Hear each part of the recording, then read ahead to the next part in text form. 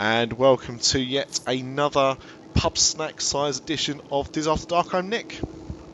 I'm Paul D. I'm Paul W. And I'm Chris. Yes, and again, this is our results little show that we do. So I think we'll kick off with the results of the last set of results before kicking off into the new ones. Am I right in thinking this is the last one? This is the last of... this is the second to the last of the rounds. Oh, right, okay, so we've got another round after this one. Yeah. Okay, cool. Right, so the winners of... We have four go through, don't we? We had Disney's Boardwalk Villas, Disney's Wilderness Lodge, Disney's Beach Club Resort, and just nicking it, Disney's Pop Century Resort, which obviously makes me happy bunny. So that's it. That's who's got through to the final. Right, how do we play this? Should we just kick straight off with the results for this week? Yeah, go for it. Yeah, I think so. Cool. Okay, so what have we got?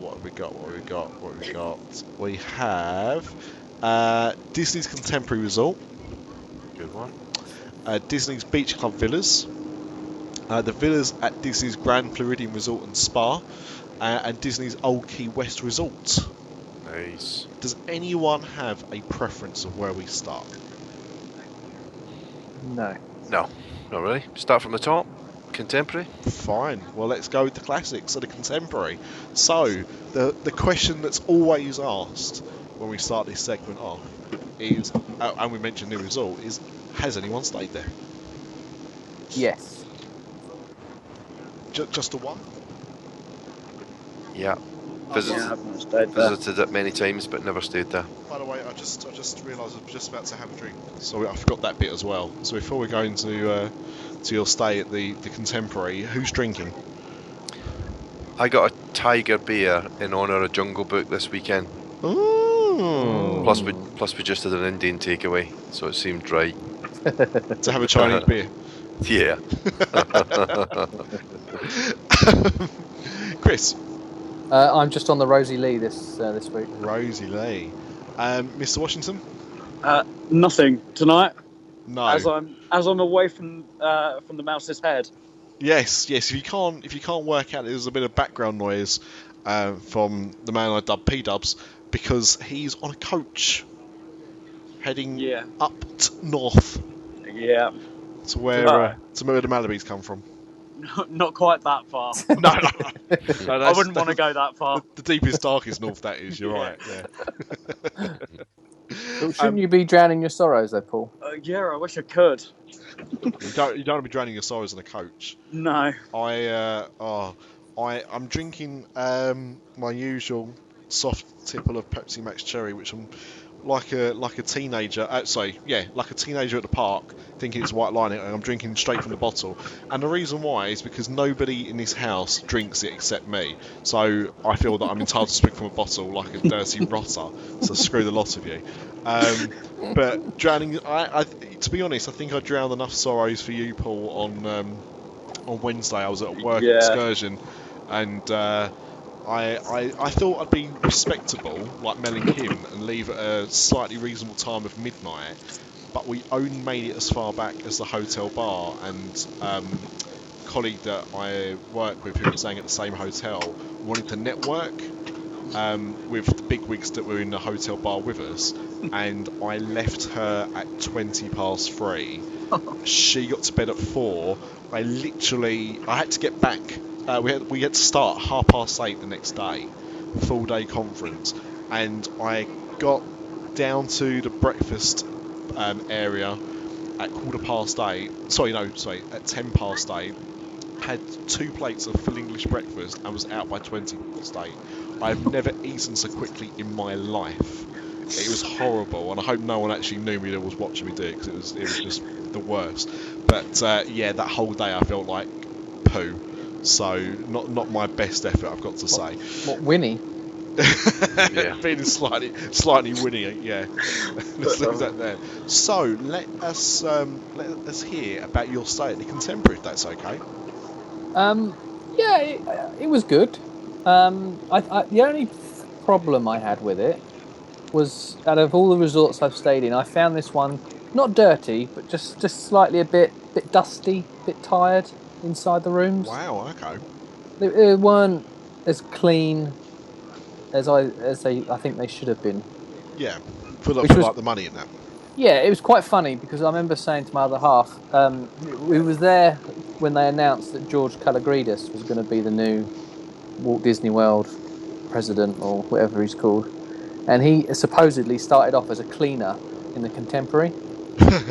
So I said to my partner, I said, I hope he comes back here and sorts the cleaning out because it's something that needs doing. But no, other than that, I mean, you cannot beat the location. I mean, that is just the best location going.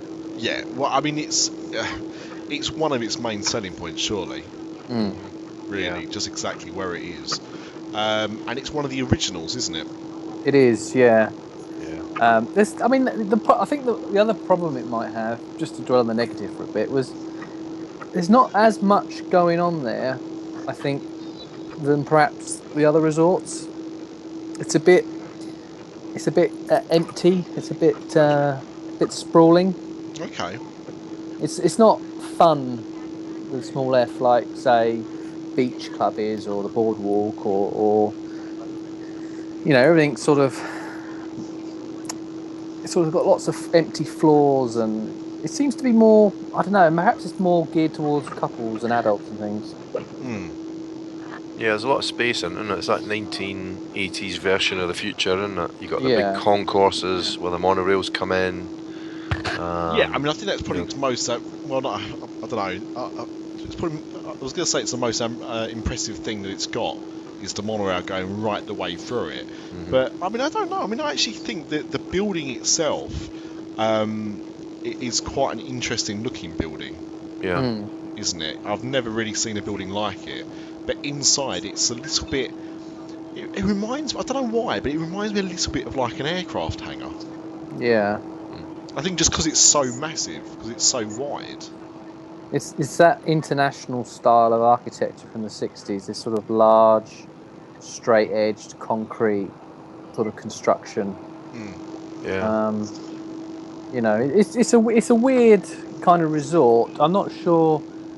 It is for where it is, because I think, you know, the theme of it, I think, suits Epcot better, you know, that city of tomorrow. So to me, the Contemporary, obviously Epcot wasn't open when they opened, you know, the original Magic Kingdom, but it would sit better near Epcot and being fed from the monorail between Epcot, I think.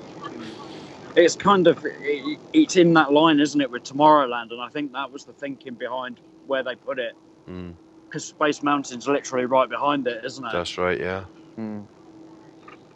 That is true, actually. And it's got a very famous, I think it's very famous, mosaic designed by Mary Blair, who... That's right, Tony's wife. Indeed. What a big Doherty. Yeah. Judging by that photo that's been doing the rounds. Which, I mean, you know, I would say most Disney fans know the name Mary Blair, and if you don't know her name, you certainly know her work and her style, because it's pretty synonymous with Disney, isn't it? Whether it's A Small World or Alice in Wonderland, the animated film, the Tiki Room. She's had lots of fingers in pies when it comes to Disney.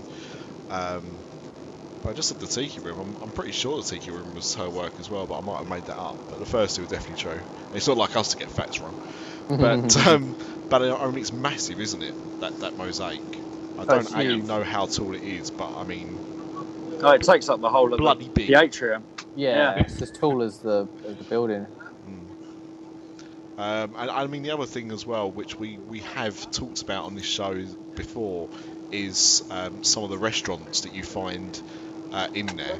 So it houses the Walt Disney World version of Cafe Mickey, which we of course have at Disneyland Paris in the village. I think about that for a second. Which I suppose is different actually, because you don't need a park ticket to go to the Contemporary, do you? No. No, you can just go to the Contemporary if you want to go for breakfast at I was Chef thinking Mickey's. because that's because I was going to say because that's the thing with the Cafe Mickey's in Disneyland Paris is the fact that you don't actually need to have a part ticket to go there for a character dining experience. But didn't even think about that. And for me, the most famous restaurant, the California Grill, which used to be called the Top of the World, I believe. What's Top of the World? Yeah. It was. Had a fantastic meal in there. Has the private viewing deck to watch Wishes, and I highly recommend that myself. Has anyone else been to California Grill? Yep. No. Yep. Yep, been there a couple of times. In fact, you mentioned the deck there for viewing Wishes, Nick. But I think it was about 2 years ago maybe when they refurbished the California Grill. They actually opened up a second deck on the other side. Oh, so right. there's now 2 decks, and they pipe in the music. You get a kind of sideways view of the fireworks, as you know, but it's a spectacular view looking across the lake, to the Grand Floridian, the park, and of course you can see the water pageant there, the electrical water pageant. You can get a pretty good view from there. That's what I like, actually. It's the little details, and you kind of picked up on that there.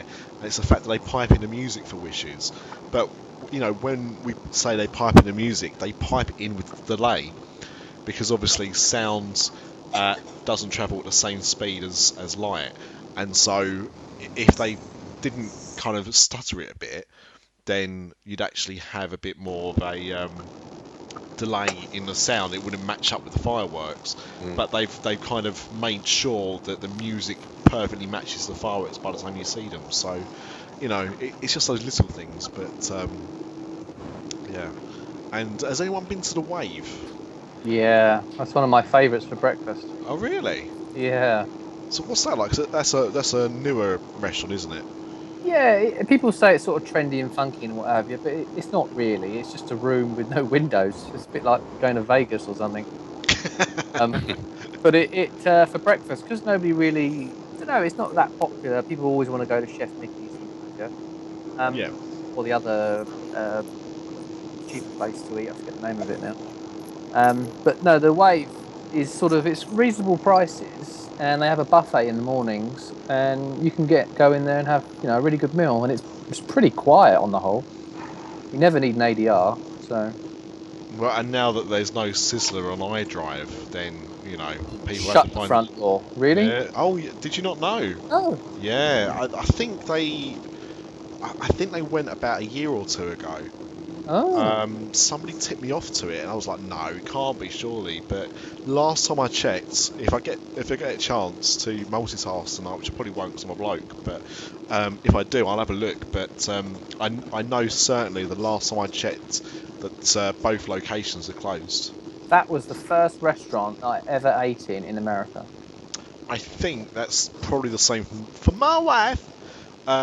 I think that was where, if it wasn't where she first went, then it was one of the first places she went, because she remembers having ice cream for breakfast. Yeah, I'm thinking that sounds was amazing. like it. Yeah, and we went there when we stayed on. The first time we was on iDrive for 2 weeks, and we ate at Sizzler most days, and we had a breakfast included in the hotel. But it's just like a basic buffet breakfast. We'd rather pay like the $3 or $4 than actually get the Sizzler, because it was just something else. They probably used to shoehorn all the British tourists in there back in the day.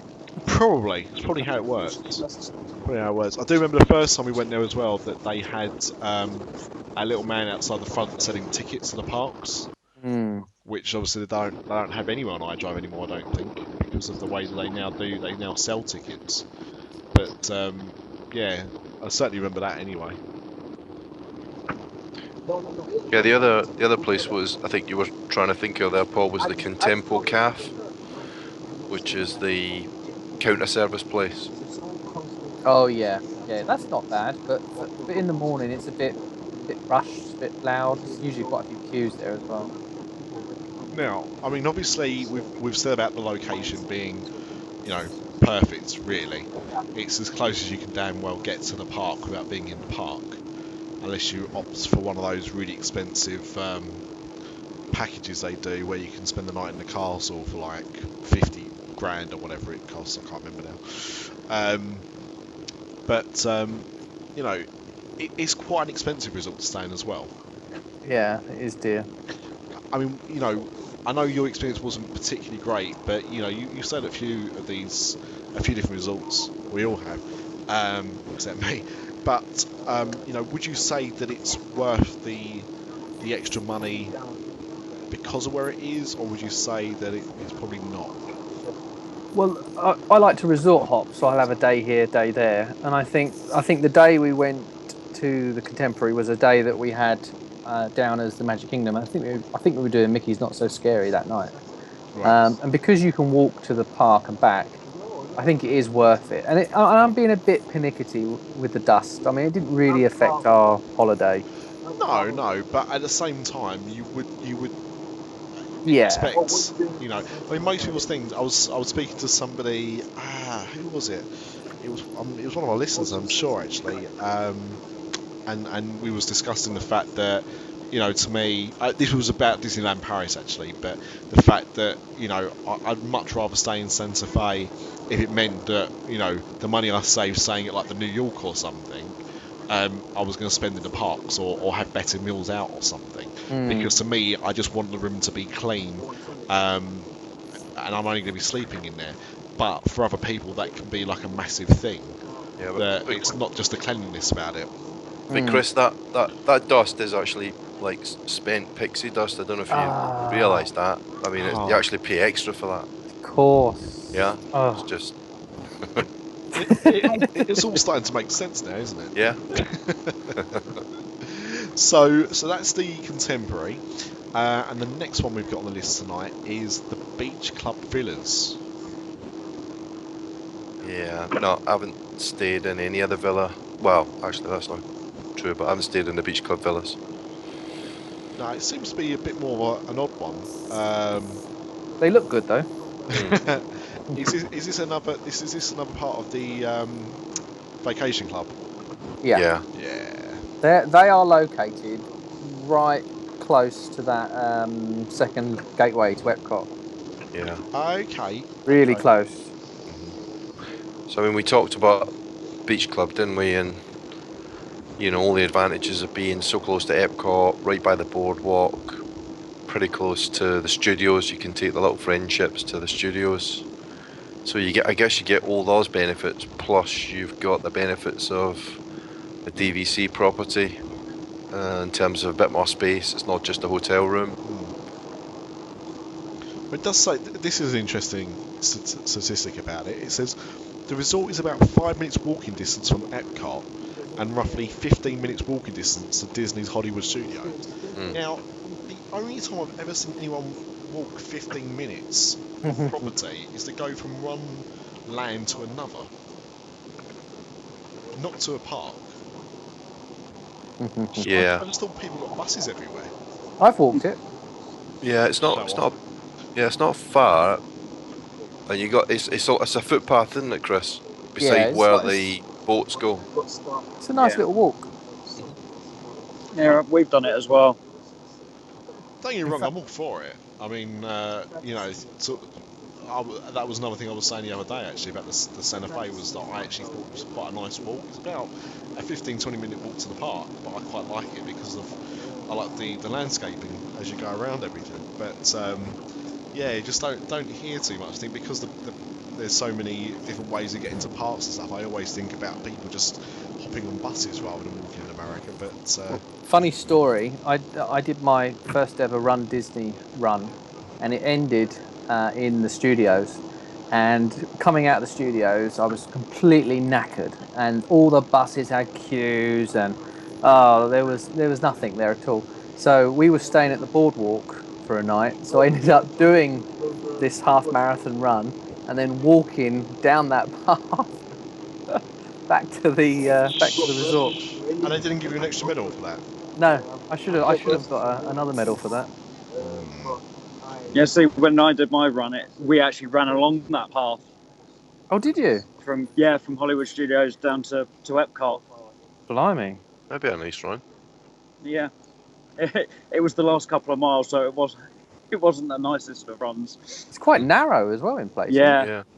Yeah,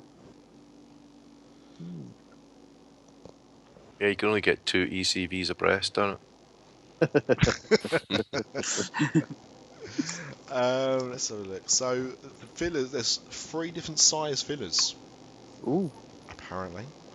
There are studios that sleep 4, 1-bedroom villas that sleep 4, and 2-bedroom villas that sleep 8. Yeah, sorry, Paul. I was just gonna say, none of the bigger grand villas then that you get on some of the resorts. It doesn't look like. Oh, hang on, no, it says vacation homes. Sorry. Right. So that must be where people have actually bought property. Because that's the other thing with the DVC. Can't you actually buy your own place? Yeah, I think it costs a bit more money, doesn't it? Well, I hope so. We'll all be doing it. As in, you can fix your weeks every year or something. Yes, yeah, more like a proper timeshare thing. Yeah. But the people in this resort are a bit jammy because they get their pool, which only they can use, but they also get to use the big pool at the beach club and the yacht club. Oh. What's it called again? Stormalong Bay. Stormalong Bay, yeah. Well, we've already talked about the location before when we've discussed the yacht club. The beach club before. So, I mean, that's definitely got to go in its favour, I think. Yeah. And always, beaches and cream always comes into the equation. Yes. Definitely. Did you see they're doing adult like milkshakes and floats now? Yeah. Adult milkshakes and floats, Chris. I thought the stuff they had was already pretty adult. There's enough sugar in there to kill an elephant. And I know I've tried. No elephants were actually harmed in the making of this programme. That's what they think. Anyway. So the next one up is the villas at the Grand Floridian. I've not stayed, but I've been in one. Well, these are quite new, aren't they? Yeah. Yeah. When will they finish? 2013. So they are very, very new. They are lovely. If they had any dust in them. No, it was immaculately clean, the one I went in. So how did you stay there for long? Just an overnighter, or? Oh, some friends of ours had it. We sort of visited them. I was a bit nosy, really. Wanted to see what it was like, but understandably, yeah. Yeah, it's lovely. The lobby's beautiful. It's sort of Mary Poppins themed. It's got the penguins in the fountain. Great big chandeliers from the ceiling, and then the rooms just really, really. They're not like old-fashioned stuff Victorian like Grand Floridian. They're sort of a little bit more modern than that. They're sort of blues, green. It's lovely. So would you say in that case then that it's like, because I mean when we talked about the Grand Floridian before, we talked about the fact that it wasn't very it was a bit snobby. Yeah. A little bit look down your nose at people. So would you say that this doesn't seem to, because of the nature of it, doesn't seem to have that same kind of aura around it? Well, the DVC people, there aren't many people there, to be honest with you. There's one woman that sits at the entrance. Yeah. There's one bloke that sort of stands outside, and that's it. And is that a person with loads of teddy bears? No. The bloke out the front is there to keep her out of the resort, I think. But no, so there's only those two, and they're always very sort of like welcome home sort of attitude. Right. It's not stuffy, but then there's not many people there to make it stuffy. Yeah, no, I understand. There's no restaurants, or they don't have their own pool or anything. But is that over towards the wedding pavilion? Yeah, Chris, so it's right opposite the spa, and then it's next to the wedding pavilion. Right. It's sort of, I suppose it was built in the car park. If I'm honest. It's got to be, you know, everything was something sometime. But again, talking about walking trails, there is a walking trail behind it that connects to the Poly. So, like us, we met there, and then we walked to Trader Sam's. Okay. So that's a benefit. But then I suppose anybody just down there. Just an excuse to get to Trader Sam's, I suppose. Yeah. Okay. So, I mean, if you can... Because, I mean, the thing is, you know, I like the idea of the Grand Floridian. I liked seeing the Grand Floridian, but I definitely felt I couldn't stay there. But I think this might be, the kind of common ground if I could get somewhere here, because then you're there and the rooms are obviously, really nice and everything looks beautiful, but you don't have to interact with the snobs. No. And the Grand Floridian didn't get through on our round number 2, so... No, and I mean, because this is a much smaller... what are we going to do with this one? Is it going to be 2 go through, or is it going to be 4 go through? I think 2. Yeah, okay. Yeah. So it's got a 50-50. Yeah. 50-50 again. Okay, fair enough. Did anyone... we've already talked about the Grand Flow before. Was there anything else that people wanted to talk about with regards to it? As Chris said, I quite like. I'd seen pictures of the fountain, and it's very ornate in a way that I don't think the Grand Floridian is at times. Yeah, sorry, I thought you stood for longer. Then I took a sip of drink. My apologies. Again, I think it's got all the benefits that you get from the Grand Floridian in terms of the location. Plus, you get access to all the restaurants at the Grand Floridian. And all the recreational stuff, like the boating and, pools and everything else. Yeah. So it is a good one. I mean, they actually do have a 3-bedroom grand villa as well as the 2-bedroom, the 1-bedroom, and the studio. And I don't know how much it costs for 2 weeks in a 3-bedroom grand villa, but if anybody would like us to go and research that, we are definitely up for it. Yes, and if people don't want to pay for us to do it, but are interested in doing it themselves, there is somebody they can speak to. Who's that? I believe that's our friend Wendy. Ah, yeah. Magical Journeys. Smooth. Seamless. I listened to a show the other week. My wife doesn't actually listen to the podcast because she hears enough of me as it is. And I got her to hear an episode back recently, and she said, "Blimey, just these adverts. Do you have to kind of put them in like that? You kind of stop the conversation." I said, "Yeah, but do you not see how smooth I transition it?" And she's like, "No." I was like, "Okay, maybe it's not for you." But if you do want to go and speak to Wendy, she'll be more than happy to help. And I don't know if she's got a preferred place to recommend. She might well do, but of course, if you have heard what we've said tonight about the contemporary or the Grand Flow or the Beach Club and thought that's where I want to stay, then I'm sure that she can help you out. And if you mention Dis After Dark, you get a bit of a discount on your deposit as well. So that's Magical Journeys. Contact Wendy. Nick, I've done the maths. Since you asked, I've done the maths. Go on. I get 100 points a year for our DVC. Right. If I wanted to stay for 1 week in a 3-bedroom grand villa at the villas at Disney's Grand Floridian Resort, I would have to save up 14 years worth of points for 1 week. For 1 week? For 1 week. Chopping egg. I think you may need more points. Yeah. So it's a studio at Old Key West then? Yeah, or for my 100 points, I could have 1 night in the low season from Sunday to Thursday. Actually, no, I lie. It's 112 points, so I still couldn't afford 1 night at the low season. Wow, that's pretty bad. It's pretty bad. It's the 1%ers they keep going on. Well, Derek Bergen keeps going on about. Yeah, well, that's Derek for you, isn't it? You need to get a few other DVCers to chip in, I think, there, Chris. Yeah. It might still happen. Yeah.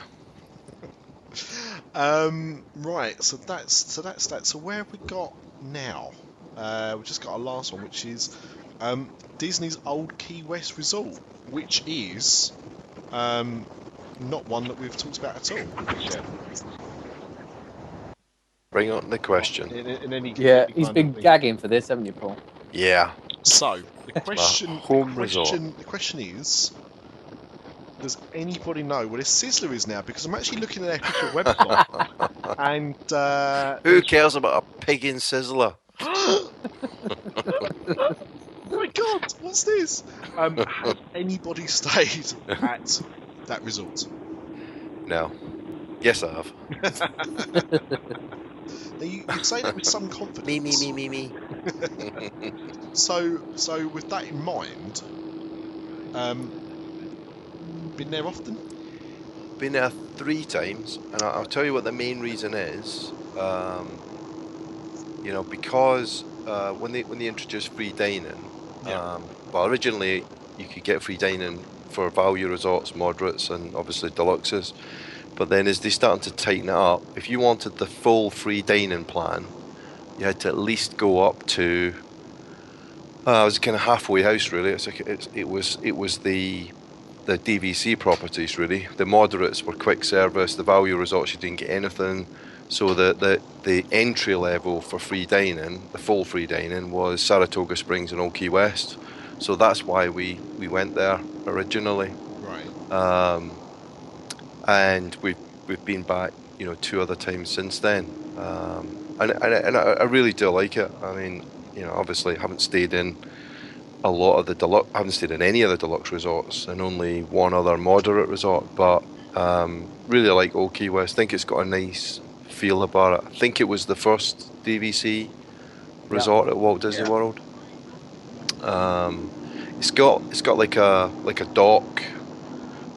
So the pool is near there, and it's a little centre. There's a restaurant, Olivia's. What's that restaurant like? It's not bad, actually. I mean, if you read the reviews, they're pretty meh. They're not terrible, but they're not fantastic. But because we were at the resort, we did eat there, and it's pretty good. I mean, I think the service is really good. They try pretty hard, because it is, it's relatively quiet. But quite a lot of Disney employees seem to eat there. So I mean, it's fairly basic fare. I think we had burgers and sort of fairly standard things, but it was good. So yeah, it's a nice resort. There's a little quick service place. It doesn't have a food court or anything like that. But there's quite a lot of leisure activities. You've got tennis courts, volleyball courts. There is actually a golf course that runs right through the resort, Lake Buena Vista course, if you like golf. And then you can actually take a little boat from Old Key West to downtown Disney, which is quite a nice little touch, as well as the buses to the parks.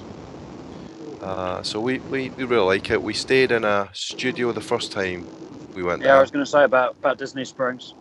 And one of the advantages of the studios at Old Key West is that you actually get 2 queen-size beds, whereas I think the studios in most of the other DVC properties, it's a queen-size bed and then a pull-out sofa. You get a small kitchen area which has got a fridge, microwave. You get some plates and crockery and cutlery. You got a little balcony where you can have breakfast with a table and chairs. Although the views are quite variable. Some of them are just looking on the jungle, and some of them are looking over the golf courses or sort of ponds and things like that. How many rooms look over the golf course? Do you know? No, I don't know. No, I mean the course runs right through. There's quite a few. The second time we went, we got a free upgrade to a 1-bedroom villa, and that was overlooking the golf course, and that was nice. Now, from what I understand, Disney's Old Key West, certainly from what I've noticed during this competition thus far, at least, is that it's the only resort that I've certainly taken note of that's actually gone for a name change. Old Key West. So it used to be called Disney's Vacation Club Resort. Oh right. Okay. So it only opened up on the December 20th, 1991, and it was until January 1996 that it was called Disney's Vacation Club Resort. Is that when they started opening up others, so they had to give it its own name? I Probably. don't know, but it would make sense. I mean, it could just be really the fact that, I think it must be because it was the first DVC. So with that in mind, obviously it's, whether it was at that point they had opened up new ones or they knew that they were going to. Yeah. Because it'd been a success. Yeah. So that's when it changed. Yeah. It's a pretty central location as well. I mean, it's not too far from Downtown Disney or Typhoon Lagoon. It's not that far from the studios. So it's fairly centrally located. Pretty easy to get to. So certainly one that we've enjoyed staying in. Would you? I mean, you stayed at a few. Would you say? I know it's obviously the one you've stayed at probably the most of late at least. But would you say that's now your favourite of the resorts you've stayed in?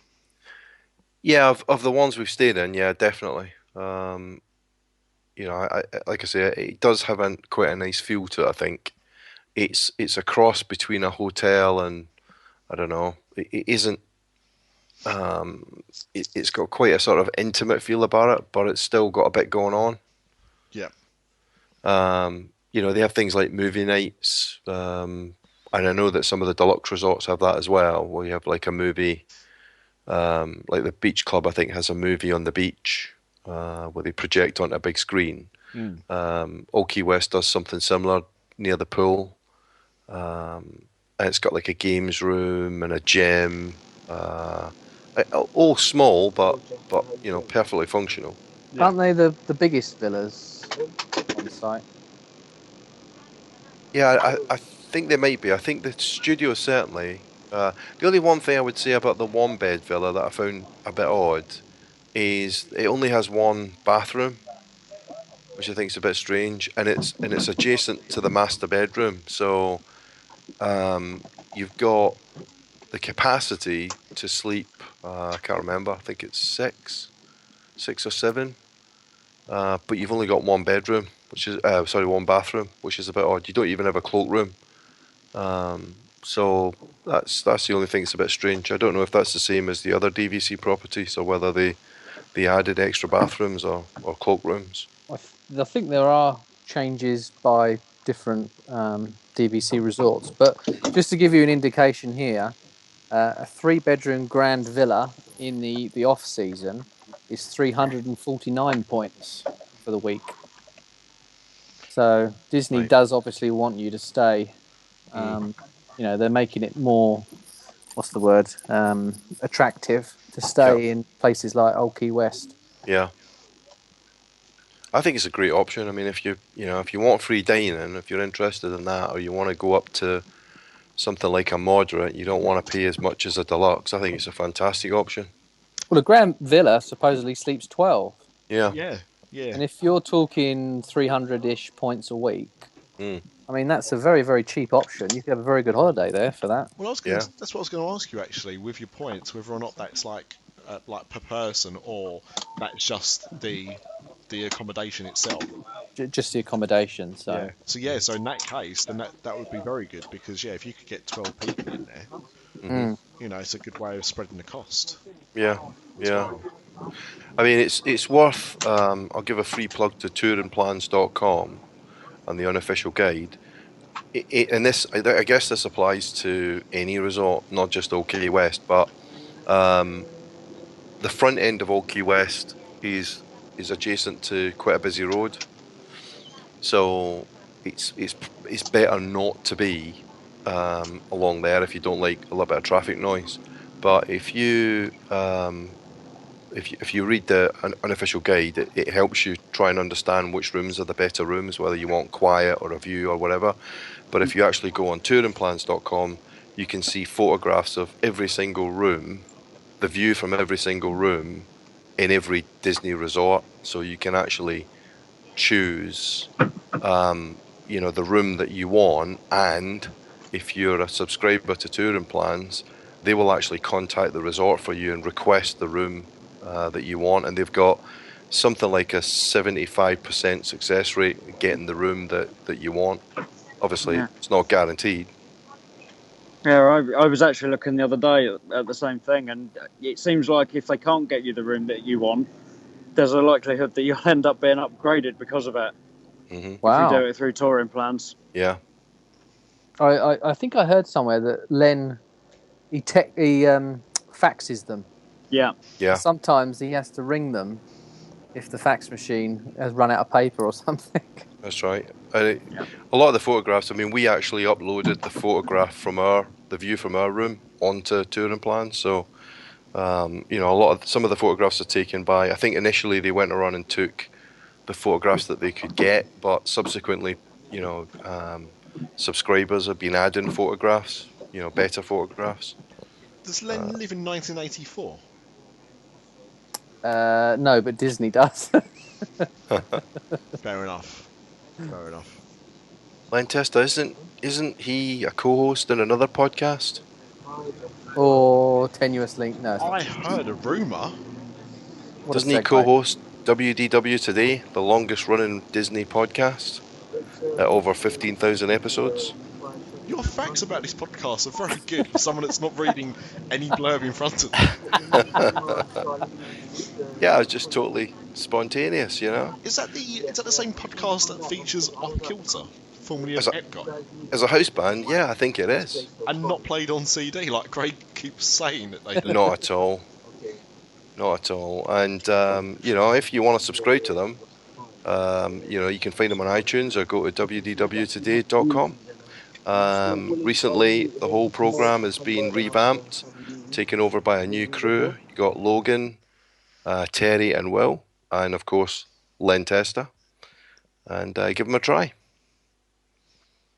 And one day they might even put out that Dick Van Dyke special I keep going on about. Cool, blimey, that'd be good. Oh, blimey, governor. Can I also plug his other new podcast as well? Why would you want to plug Logan's other new podcast? Well, there's this really good-sounding, nice-looking English bloke that's on it. No, I think you're confused because Scotty Too Hotty, former WWE wrestler, is definitely not English. But please do, because some of our listeners may not yet realise what we were going on about here. So please plug away. Plug away. Well, Logan's new podcast is called Scare Zone, and I think we're looking at a fortnightly, maybe a monthly show. Okay. It's Logan, as you said, Scotty Too Hotty, former WWE wrestler, and myself. I do feel like the James May of the group, I'll be honest with you. Okay. Don't ever say that it's all about Halloween Horror Nights. You're much better than that. Yeah. Have you seen his latest TV show, Paul? James May? Yeah. No. He literally takes apart things like a lawnmower for an hour and then puts them back together again. And that's TV? He gets paid for that? It's on BBC 4. I'm not joking you. If he gets paid for that, why don't we get paid for this? Exactly. There's no justice. Well, look, we need to go and speak to our boss, Mr. Boniface, about that. Yeah. It's a conversation for another time. Yeah, I want a raise. The only raise we're going to get out of him is some self-raising flour, I think. Yeah. Bless. But yeah, so there you go. So that's the new podcast. I'm trying to move the mouse over onto my iPad from my computer. That's a bit stupid, isn't it? This is what happens when you work with two monitors all the time. You're like, why is it not going over there? That's why. But yes, so if you like Halloween Horror Nights, and by God, who doesn't? I mean, you're a little bit of an expert on that, Chris, as we might have mentioned before, because of your book. Wow. That sounds like another invitation for a plug. Oh, I'll This time we'd be plugging ourselves, though. Watch where you stand, boys. There seems to be a lot of plugs on the floor. The book. There is a new edition coming out soon. Oh. Yeah. I've finished it. I've given it to the publisher, and when he is finished with it, I don't know, but he said probably July time. Just in time for Halloween. Yeah. Because I started reading the book after you kindly provided me with a copy, and because I've not been commuting much, I've not gone any further. However, I am going on jury service. So guess what's going to be my companion of choice? Oh. Because apparently I'm going to be sitting around for an awful long time. When are you doing? Not OG again, is it? Yes. Yeah. I just finished that actually today. That was good, wasn't it? I couldn't believe it. I was shocked. What, the verdict? The verdicts. Couldn't believe it. Didn't see it coming. See it coming. Yeah, no, I really enjoyed it actually. Really enjoyed it. Yeah, it was great. Well, that's where we'll end this week's talk for results. But as we've got a little bit of time left over, we shouldn't talk too much about the O.J. Simpson programme it was on, because it's bloody good, but it's not really Disney. However, I believe there are 3 people on this podcast at this very moment that have gone to see a Disney film, which is something we don't often get to do. Well, we did it for Star Wars, I think, actually, but that's that's the same. But Mr. D. Yep. Went to see Jungle Book on Friday. You went on Friday? Okay. Yep. And Mr. Ripley, you went to see Jungle Book? I did. I wasn't going to go. I was sort of on the fence. And then I was recording with Logan, and he said that he sat down with his kid to watch the film, and they was having popcorn and blah, blah, blah, blah, blah. And then, the scene, I won't ruin it, but the scene with the long grass towards the beginning, Paul? Mm-hmm. His son wanted something, so Logan turned to, I don't know, whatever he was doing, and then he turned back, he was watching it in 3D, and it was when Shere Khan jumps at the screen. He said there was popcorn and Coca-Cola everywhere. Because, Mr. Washington, you've not seen it, have you? No, you're too busy talking to the coach. I've not seen it, no. Okay. And to be fair, although I said 3 people, actually, technically, I haven't seen it. I say technically because I haven't seen it. However, my wife took our children to see it the other day while I was away. So I know her thoughts on the film. Mm-hmm. So I kind of get to those. But obviously, you guys have kind of discussed your views before. But just wanted to, have you on, hear your takes on it as well. Because I will go and see it. I just haven't had time as yet to go and see it. Yeah. We did, both Chris and I posted articles on the blog. Yes, you did. So, Dis After Dark.blogspot.co.uk. Might as well plug ourselves. Why not? Like everything else. And Chris made some really interesting observations, actually, and he's got a great theory there about some of the little sort of Disney attention to detail and kind of, I don't know, nuances that is part of the reason why I really like what Disney does. Did anyone see it in 3D, or did you both see it in 2D? I couldn't see it in 3D. The times just didn't line up for what we wanted to do that night. Yes. Yeah. So we saw it in 3D. Okay. What did you think of it in 3D? I thought it was good in 3D. I'll be honest with you. I find 3D a bit gimmicky from time to time, but I thought it was good for Jungle Book. Mm-hmm. See, I was having this discussion with Mark last week, and I love 3D, but I don't like gimmicky 3D. I think gimmicky 3D is great when you're watching Philomagic or the Muppet Vision 3D. When you're watching a theme park attraction for 10-15 minutes, I see nothing wrong than a gimmick like that. But Waka Waka. Exactly. But watching a proper full-length film, I don't need things sticking out in my face all the time. I'm more about the depth of the film and stuff like that. It's okay to have like the odd thing jump out at you. I mean, the thing you said about Shere Khan, does a little bit like Life of Pi. There's a similar scene in that with a tiger, funny enough, where it kind of leaps towards you. It's a great effect. But have you actually looked into how they made the Jungle Book? No idea. Fascinating. Is it all CG, I assume, or pretty much? Really? Yeah, it's pretty much all green screen. Yeah, there's Yeah, no... it was all filmed in LA. Yeah, there was no outdoor shoots, no jungle shoots or anything like that. All, as Paul said, all filmed in LA. Wow. Yeah. And that's it. I think that's what's so impressive about it, is the fact that, you know, everyone... I don't know anyone so far that's seen it. I mean, my friend messaged me today and said, have you seen it yet? I want to talk to you about the film. That hasn't really enjoyed it.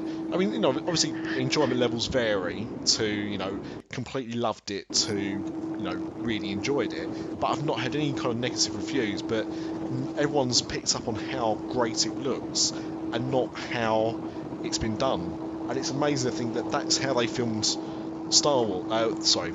That's how they filmed episodes 1 to 3 of Star Wars. You know, in a similar kind of way. And those films look and feel quite fake. Yeah. Whilst people don't think, you know, people are quite shocked at the fact that they've done Jungle Book in the way they have. It's definitely the best of these new live action versions. Yes. Yeah. And the sequel's already been greenlit. You're joking? No, it was actually greenlit before the first one hit the screens. Yeah. I think the announcement came like the day before it hit or something. It got released, so it has been greenlit. Funny enough, actually, my daughter, because that was the other thing as well, because I'd heard it was quite scary. And it is a bit, yeah. My kids are just coming up to 3 and 1.5, and which is why they didn't see it in 3D. And she said that neither of them were scared by it at all. Maybe because they were that young, I don't know. But you know, at the moment, my daughter especially has really got a thing for animals. We took them to the zoo last week, and she's been carrying around a toy giraffe ever since. And even took her to the Jungle Book, funny enough. And they both really enjoyed it. But because she knows she's seen the original cartoon a few times, and I was flicking through Now TV, and they had Jungle Book 2. So because she saw Baloo, she went, "Oh, Jungle Book." Put it on, and I put it on, and it was Jungle Book 2, and she wasn't very impressed with it. Yeah. But I believe that Rudyard Kipling wrote more than one story about Mowgli. Yeah, I think so. So, I mean, you know, hopefully that's the route they're going down, rather than coming up with their own story. That was the conversation I was having, because they've obviously talked a lot of talk about this new Mary Poppins film, which may or may not happen, and the fact that was going to be a sequel. And my friend said, "Oh, it's going to be rubbish, isn't it? A sequel? Why are they making a sequel to Mary Poppins?" And I said, "Well, because there was like about 6 or 7 books." Yeah. And he was quite surprised because obviously they just made the first one, and they weren't allowed to. They didn't have the permission to make any of the others. He just thought it was going to be a made-up story. He didn't realise there was like further adventures of. So yeah. But I mean, the stage musical is very different to the film as well, because that takes into account a few of the books. Yes. Yeah, I heard that, which is quite a weird thing, because obviously they were definitely trying to base it around the film as much as they could, but the story was different. Have you seen Saving Mr. Banks? Yeah. Yeah. I really liked that film. I thought they were quite brave actually to tackle it, because they didn't shy on the fact that she hated it. And I did expect, when it was first announced, everything like that, and I was a little bit aware of the story, the real life story, that it was going to be a bit Disney-fied, and they might have played it down a bit, but they didn't really. I mean, her reactions were probably a bit stronger in real life, let's be honest, but overall I think they were quite good in not covering it up too much. You know, so it was good. Yeah, I actually thought it was a good film actually. I've only seen it once, but I'd definitely watch it again if it was on TV, or I get around to buying a Blu-ray or something. I like the bit where she goes, "There is no such word as responsible." Yeah, her reactions to the song were fantastic, I think. Yeah. The sheer dread that they put music in the film was, was absolutely no animation. Yeah. Speaking of Disney films and everything like that, as we finished a bit early, does anyone have Netflix? Yes. Yes. Now, because I mean, if not, I'll do what the world does and just give you my details, because that seems to be how everyone has a Netflix account. It's someone else's. But they're losing a few Disney films actually. Toy Story is coming off on the 2nd of May. The Toy Story films. I only know that because I've had to sit through the trilogy again this weekend, and I saw the little message at the bottom of the screen saying it was coming off soon. But they have just added a new film, which is Walk Before Mickey. Yeah, starring Thomas and Nicholas. That's correct, yeah. American Pie. Yeah. Yeah, he plays Walt. There's a few other names in there, which I can't remember who they are. Kind of D-list celebrities, I'd say. Because he's not exactly a starring role actor, is he? I mean, other than the American Pie films, I know he's done a couple of other films, but he's not really done much. He's done more with his music career than he has with acting. Yes. Wasn't this on Kickstarter ages ago? Oh, could have been. I believe so. I think it was actually, because obviously Logan did his own film a few years ago of a similar subject. This was a kind of rival one because he did talk about it at the time. But it's just been released on Netflix. I think it came on a couple of weeks ago. But I haven't watched it yet. I'm kind of a bit worried about it. I'm not too sure. Don't know. Does Netflix have that other film that was filmed covertly in Epcot? It did have it. What was it called? Escape from Tomorrow, was it? That's the one. Yeah. It was definitely on American Netflix, which sounds a little bit like a Lenny Kravitz song, actually. Or to guess who. But I don't know if it ever made it on UK Netflix. And again, it's terrible, isn't it? The whole thing with Netflix is you pay a monthly fee and you watch whatever you want to watch. And there's films on there, you're not being charged to watch them. They're part of your subscription. And I'm like, I don't even know if I want to watch that film for free. I'm not going to lose any money by watching it. I do recommend Pee-wee's Big Holiday though. Yeah, a lot of people said about that. Yeah, I like Pee-wee Herman. That was quite an interesting watch. But that Escape from Tomorrow one just looks a bit weird. I mean, I love the concept of it. I did like the idea of it, but everyone that I know had actually gotten around to watching it was like, it was just too off the wall. Like the story was all over the place, and if the only gimmick really is the fact that they filmed it like they did, that's probably the only bit that's a bit curious is how they filmed it. Yeah. And otherwise, that's it. But maybe Walt's Frozen Head will be on there soon. Yeah. Oh, I can't wait for that. That is a film I can't wait for. That I'll definitely be watching on Netflix. You're a producer of it, aren't you? Or? I'm a silent Foley artist, if I get my way. That's it. Silent Foley artist. So I've been practicing my Foley work. My silent Foley work, obviously. And I'm Mr. Disney's Frost stylist. I can't wait to see the finished article of that. In fact, we might have to contact Benjamin about that and see. There was an update on it recently. They were filming a few extra bits, weren't they? Yeah. But I couldn't make it down. I think it's due out until next year. Is that 2017? I think it was 2017. Yeah. Yeah. No, it wasn't this year. This year. But totally non-Disney related, but a plug, since we're a British podcast, plug for a British hero. I did go and see Eddie the Eagle today. Have any of you guys seen that? Oh, no, I really want to see that. It's amazing. Yeah, I've heard that. Yeah. I mean, the story really, it's a bit cool runnings, isn't it? Yeah, well, actually, the same Olympics. Yeah, same Olympics, and they make a reference to the Jamaican bobsleigh team in the movie. There's a little nod to it.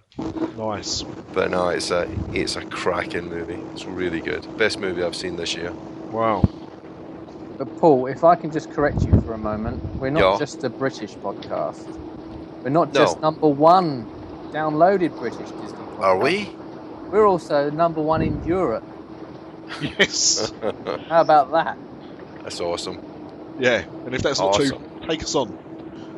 Yeah. Take us on. Just because Catherine hasn't listened to this podcast yet, does not mean we're not as important as other Disney podcasts. This is true. That will come. She'll learn always. Right, well, I think that's pretty much us for this week, actually. It's been a bit of an odd one because of only having the 4 results, but I hope it's been enjoyable. So voting will be open when? Now. Now? Oh, now. What about that, then, eh? By the time you get to listen to this, which will probably be around Monday, then we'll be good to go with the voting. So just to go through those again for you, they are Disney's contemporary results, Disney's Beach Club villas, the villas at Disney's Grand Floridian Resort and Spa, and Disney's Old Key West Resort Yeehaw. So, well, I know where Mr. D's going for. No, it makes sense. I think of those. Well, do you want to quickly vote then? Yeah. Yeah. Let's do that. So, Paul D at the I'm Old easy. Key West. Yeah. Paul D's Old Key. What about yourself, Chris? I'm going to go with the Grand Flow. It's lovely.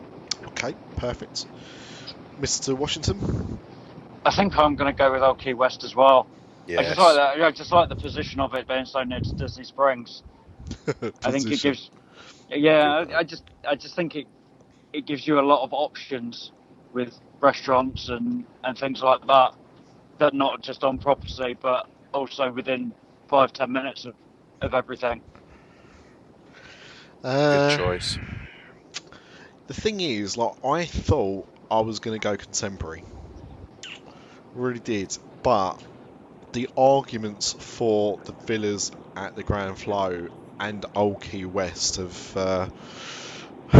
been really good. Really good. You've almost swayed me, Mr. D. So I think I might go for Old Key West as well. Yeah. Top man. Which I was very surprised about because I didn't see that coming in. Well, there's some tough ones there. I mean, Talk's a good talk though. Good talk. Teddy bear lady be crying into a stolen pram. Oh God, I don't want to be stalked by the teddy bear lady. Liar. It's a new horror film coming out next year. Which is interesting because I thought that the contemporary would definitely be would get a few votes, and maybe it will because obviously it's not just us. We've done our votes, but it's up to you as well, dear listeners. So please go to our website, www.disafterdark.com. Email us at podcastdisafterdark.com, but voting is only at our Facebook page, isn't it, Mr. D? Yeah. It is. Which is /Dis After Dark /Facebook.com, and we're on Twitter as well. There you go. There you go. Tenuous segue. Yeah. And I don't think anybody noticed that I wasn't paying attention. No. It was seamless. In fact, you mentioned it. It's probably the only time anyone would have realised anything was up. Ooh. So well played. No, you did good cover up. Good cover up. My dog can learn a few tricks from you when he goes to the toilet because God knows what he thinks he's covering up, but it's certainly not where he's been. And on that note, we will see you in a week's time. Have we got any? Are we revealing anything for the next show? We've possibly got a guest. We've got to check. Yeah. They'll As probably, previous issues. They'll probably hear the show and decide not to, but that's another story for another day. So in that case, we'll speak to you in a week's time. Great. Have a good week, guys. Good night. Take it easy. See ya.